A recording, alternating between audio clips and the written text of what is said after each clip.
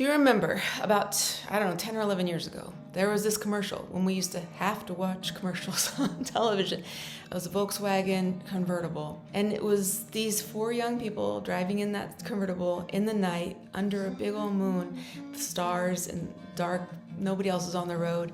And it's The Pink Moon by Nick Drake.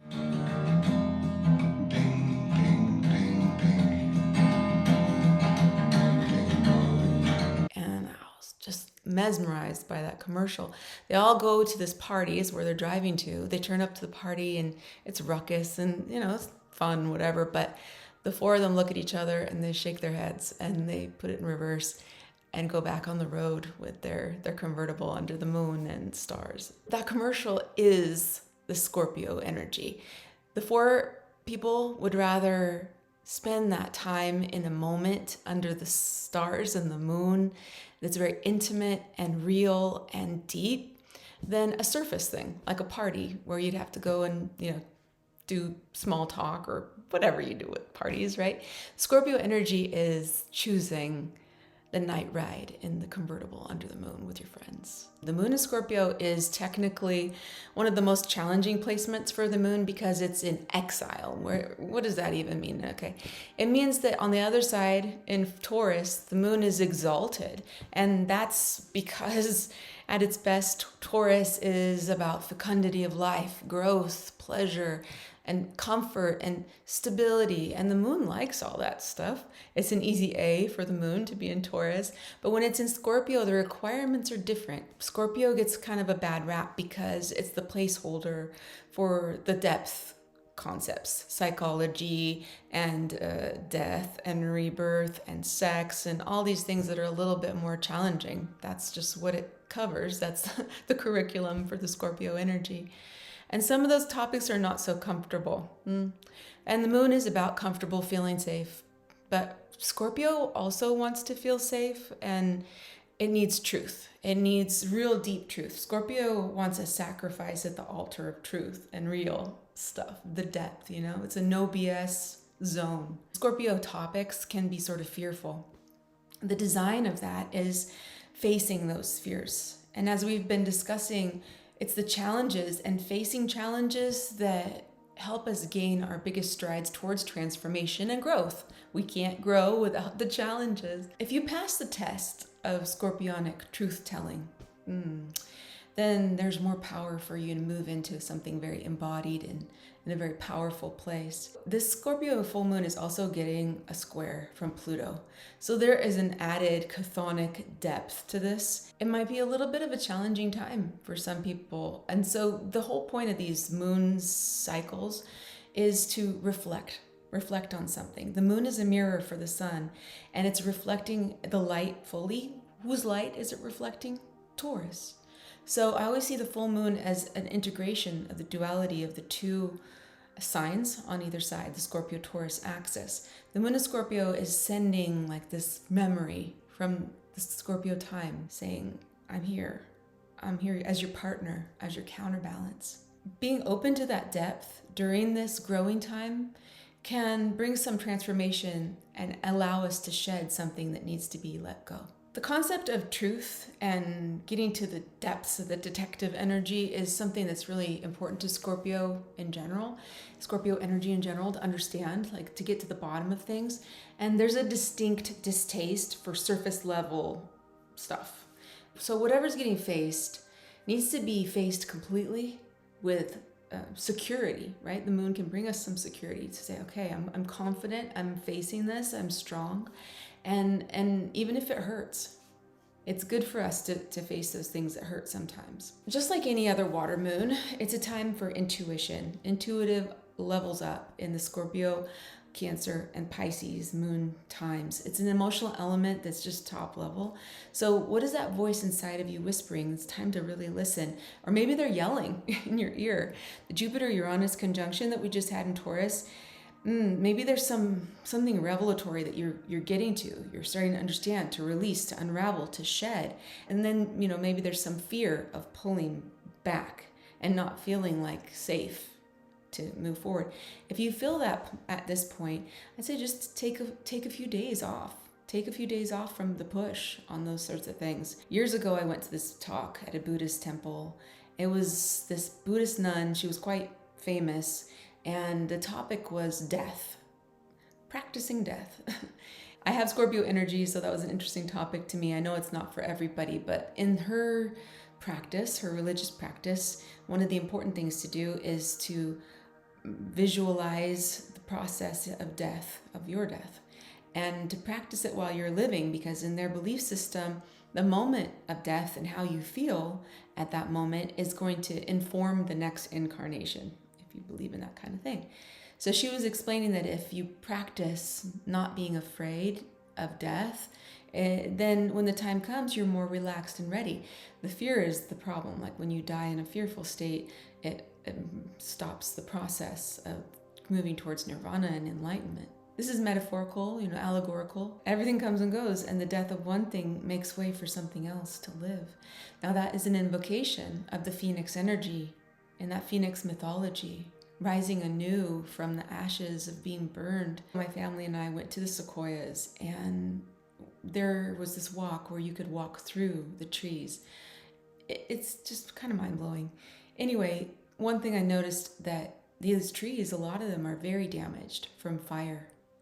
And the typical reaction to fire, a forest fire, is it's not good, it's bad. Oh, we got to protect the trees. The truth is that forest fires are necessary for the growth of these sequoias, necessary for their health. Without fire, the conditions don't favor the growth of the sequoias. They wouldn't exist. Before the arrival of the European settlers in the 1800s, there were thousands of years of successful establishment of these mature sequoias, and it depended on the fire that was intense enough to kill the tree canopy in small areas so that there was light that could come through, enough light to let the baby sequoias grow and live and thrive.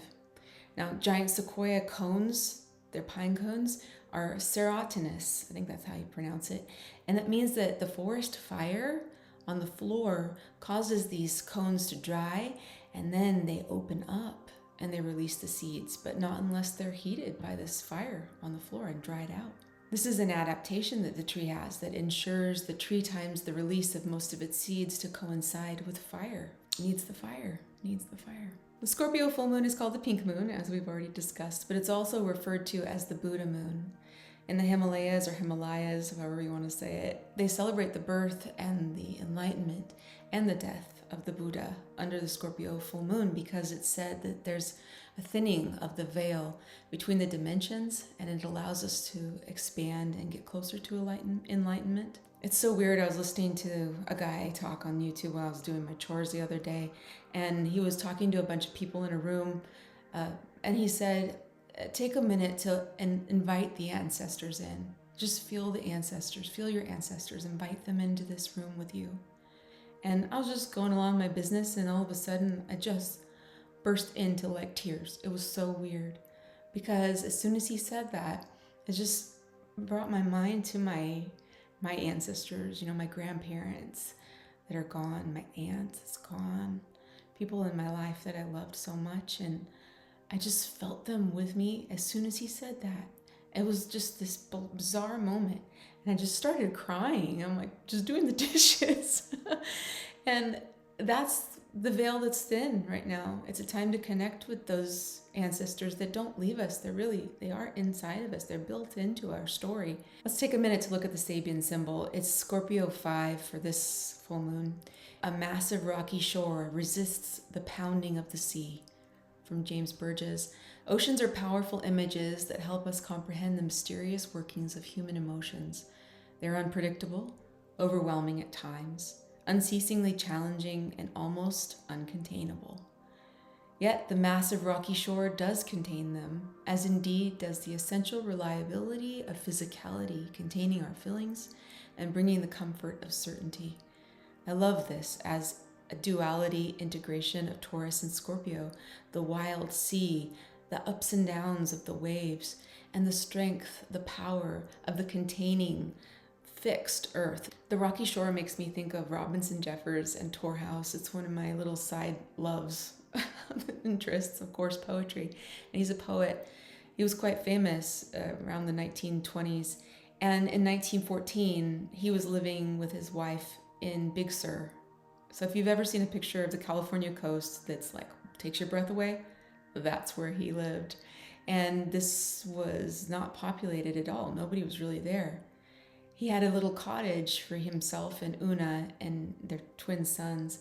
And that was just on the point of land that was right on the promontory, right? Promontory, is that what it's called? Promontory? And he called it the prow and plunging cutwater of a ship. It's just right out into the sea. Jeffers hired some stonemasons, some contractors, to teach him how to build. He was learning the art of making stone love stone. It's about fitting them together properly to create something very strong. Construction began in 1919, and all he had were oil lamps and candles, and that was the only illumination until electricity was brought in 1949. It's a long time. In 1920, he built Hawk Tower. Now, he didn't have the stonemasons anymore. He did that all by himself. It's like 4 stories, has a secret passageway for the kids. His wife had her own little retreat area in the Hawk Tower, and that's where he wrote all of his poetry. It was a little really beautiful little retreat for his family, for creativity and fun and imagination and beauty. So he completed it by himself in less than 4 years. And so he used wooden planks and a block and tackle system to move the stones and set them in place. And he had horses help bring up the stones from the bottom of the promontory. It's pretty amazing what he did. This feels very comforting for Scorpio energy for some reason. I speak for myself, but the stone tower on the precipice of a wild ocean, it's pretty nice. To wrap this Scorpio full moon in a poem, I'm going to share one of his. It's Inscription for a Gravestone. I'm not dead. I have only become inhuman, that is to say, undressed myself of the laughable prides and infirmities, but not as a man undresses to creep into bed, but like an athlete stripping for the race. The delicate ravel of nerves that made me a measurer of certain fictions called good and evil, that made me contract with pain and expand with pleasure, fussily adjusted like a little electroscope, that's gone. It is true. I never miss it, if the universe does, how easily replaced. But all the rest is heightened, widened, set free. I admired the beauty while I was human. Now I'm only part of the beauty. I wander in the air, being mostly gas and water, and flow in the ocean, touch you and Asia at the same moment. Have a hand in the sunrises in the glow of this grass. I left the light precipitate of ashes to earth for a love token.